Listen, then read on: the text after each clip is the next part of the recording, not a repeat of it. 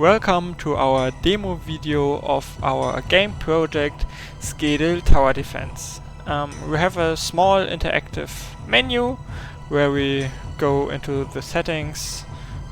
Here we can reduce the music volume and the UI and effects volume. Also we have the option to change the resolution. We only have a few options to select from. And you can change the screen mode from full screen to window if you want to. Then we go back and start the game. At the beginning we have to enter a name and confirm it for our statistics, and then a small introduction text appears. There you learn about the game story. There are undeads that try to escape the hell and want to enter the world, and the player has the quest to stop them by building towers and constructing a maze. There are also some controls explained, and that's all. Then we can start the game. At the beginning nothing happens until the first tower is placed, so new players have the opportunity to look at the towers, look at the UI, what's there, and all players have the opportunity to take some time and think about a strategy. If we want to place a tower, you can see that you have a placeholder that is shown and follows the mouse. There you see the range of the tower and where you want to place it.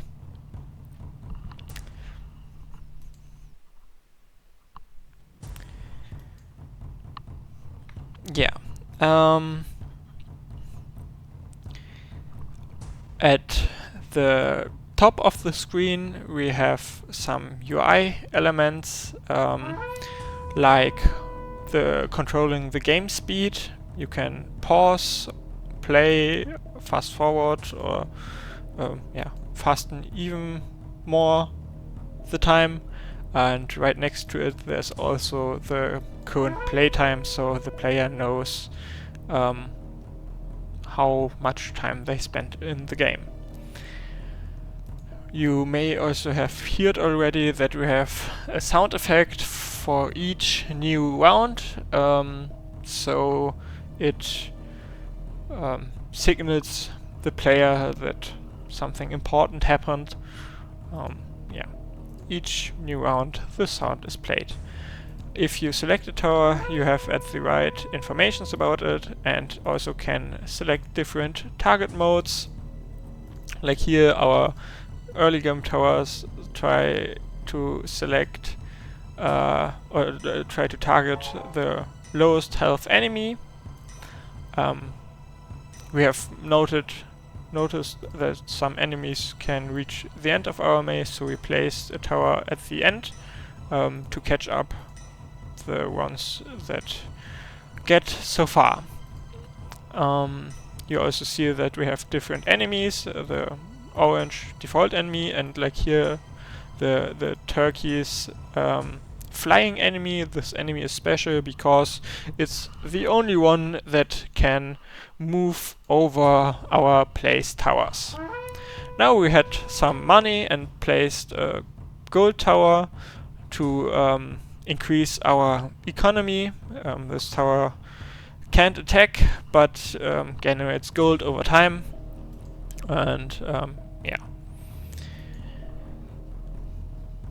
now we will just wait a bit, get some gold, think about the strategy, how we want to continue to play. Meanwhile, I can talk more about the UI.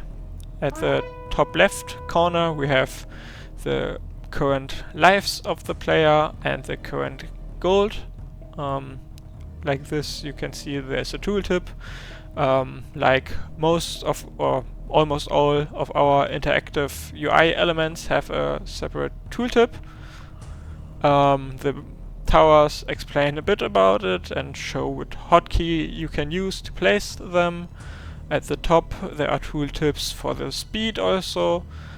And we paused the game right now because we have the luck to see the gold enemy. This is a very special enemy because it only spawns randomly and can only spawn once per round. This enemy has a lot of lives and high armor with decent speed.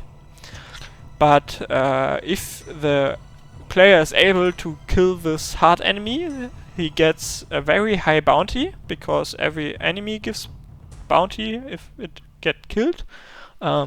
This one has a pretty high bounty. As trade-off, this enemy don't deals any damage if it reaches the end of the maze, like we will see now. So there's also no lives reduced if it enters the world gate. One additional special thing about this this enemy is that it gets stronger each time the player kills it, but in return it also gives more bounty each time it is killed. I was talking about the UI as the gold enemy interrupted me. At the top right corner we have the round number and how many enemies are alive in the maze. And we also have a boom button at the bottom right. This is a special ability the player can use. It costs some gold, and each time it is used it gets more expensive. This is also the element where we put the kinetic part of our game, because it uses colliders and physics to push all enemies away at the side of the map, the corner of the edge of the map. That's what I want to say, and kills everyone that's at the map.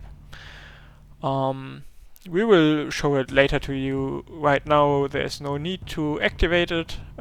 This is a save up ability to use when enemies get close to the end. Maybe right now it maybe is a good opportunity to show it. We can click it.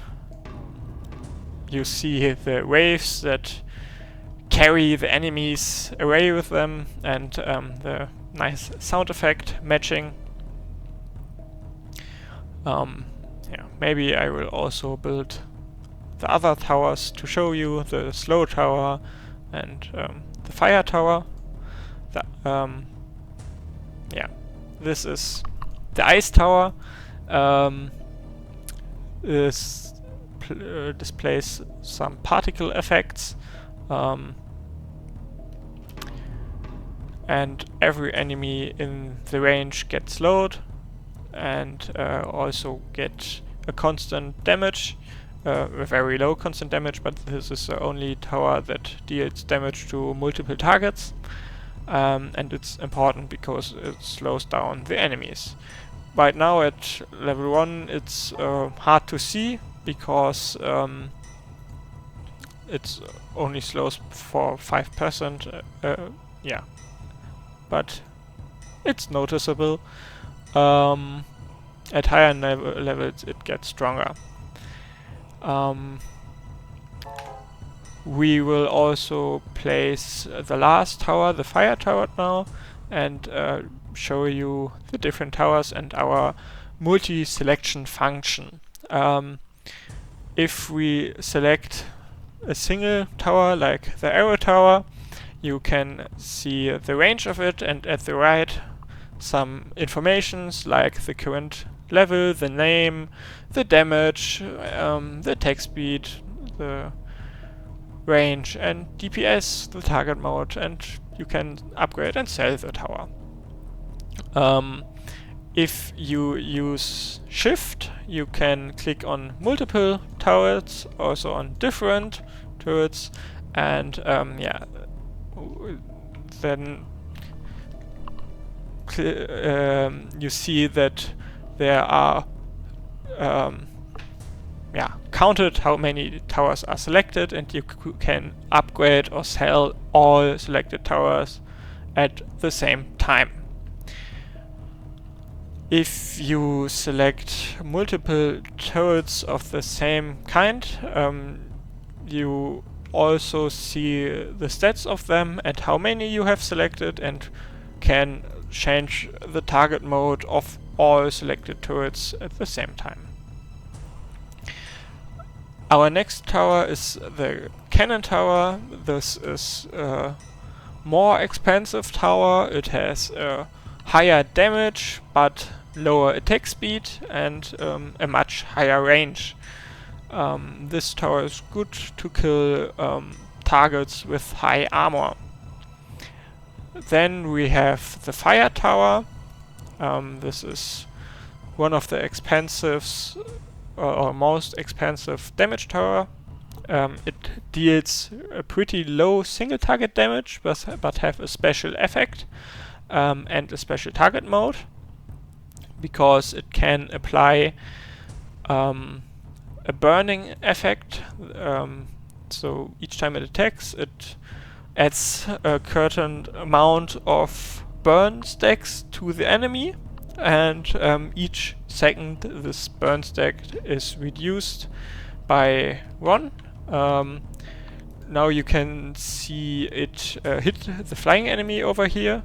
This enemy is burning now. It has a little icon at the top right of it, and also the burn stacks are displayed in the enemy information tab.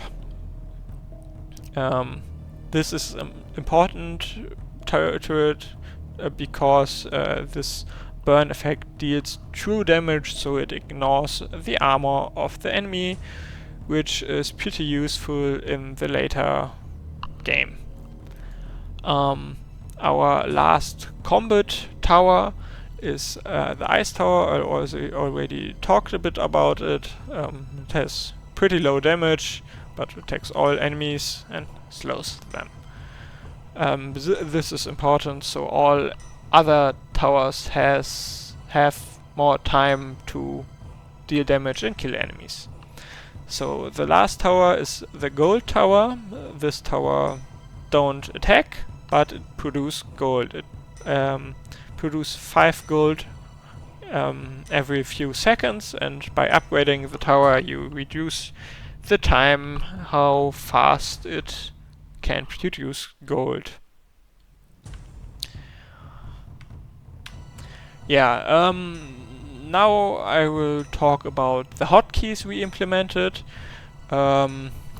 Each tower has a different hotkey, so if I am over the map and press the different hotkey buttons, we can select the tower we want to place pretty fast. Also at the top, the game speed have hotkey buttons, so we can control the speed without pressing the buttons. Upgrade and sell has buttons. Has hotkeys, so that's what I want to say. By pressing U or S, you can upgrade or sell a tower. Right now I will select the tower and sell it, so you can see our ruin mechanic. This is a tower that is not active anymore, but you can place there a new tower, and you can't and enemies can move there. At the start of the next round, this ruin will be removed. Also the boom button has a hotkey, at the spacebar. This is pretty useful because it's a panic button, and the spacebar is the biggest button at the keyboard, so you can press it pretty fast in reaction time. Then we also have different enemy types. As said already, beside the flying enemy, we have default enemies. They have pretty low lives and low armor, but a decent speed, and give less bounty than the others. The flying enemy is tankier but not so fast and give higher bounty, and yeah, can fly over towers. The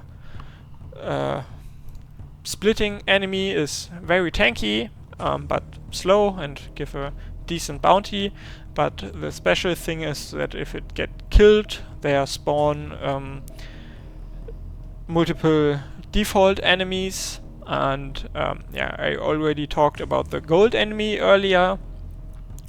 There are also two other enemies. The fast enemy, like this one, the green one, they have less life and less armor than most of the others, but a very high speed, so they run through the maze very quickly. And yeah, then there are two other enemy types. Here, the gray enemy is a tanky enemy with the most lives and highest armor, but they are pretty slow and just hard to kill. And lastly, we have a scaling enemy. I'm not sure right now if we will see it, because they spawn later in the game, I think, and they get higher stats, so higher lives and higher armor with each round.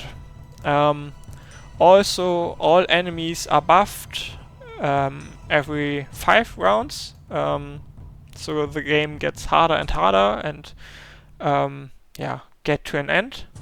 Here we see the round ended, and the turret we have sold earlier is removed, so we can use the space to build a new tower. Also, we can upgrade our towers, like so. Yes, we can upgrade our towers. They get higher strength, higher attack speed, or the special ability are getting better.